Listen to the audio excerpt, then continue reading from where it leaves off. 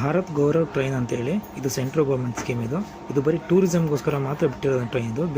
ಇವತ್ತು ನಾನು ಇದೇ ಭಾರತ್ ಗೌರವ್ ಟ್ರೈನಲ್ಲಿ ಜರ್ನಿ ಮಾಡ್ತಾ ಇದ್ದೀನಿ. ಅದು ಕೂಡ ಗುಜರಾತಿನ ದ್ವಾರಕೆಗೆ ಇವತ್ತು ಹೋಗ್ತಾ ಇದ್ದೀನಿ.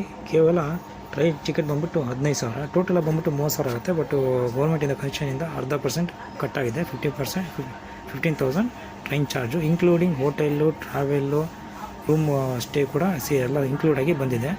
ಅಷ್ಟೇ ಅಲ್ಲ, ಈಗ ಡೈರೆಕ್ಟ್ ದ್ವಾರಕೆ ಹೋಗ್ತಾರೆ. ದ್ವಾರಕೆ ಆದಮೇಲೆ ನಮ್ಮ 12 ಜ್ಯೋತಿರ್ಲಿಂಗಗಳಿದಾವಲ್ಲ, ಅದರಲ್ಲಿ 3 ಸೋಮನಾಥ, ತ್ರಯಂಬಕ, ನಾಗೇಶ್ವರನ್ನು 3 ಜ್ಯೋತಿರ್ಲಿಂಗಗಳನ್ನ ಕವರ್ ಮಾಡ್ತಾ ಇದ್ದೀವಿ ಇದೇ ಟ್ರೈನಲ್ಲಿ. ಪೂರ್ತಿ 7 days ಜರ್ನಿ ಇರುತ್ತೆ.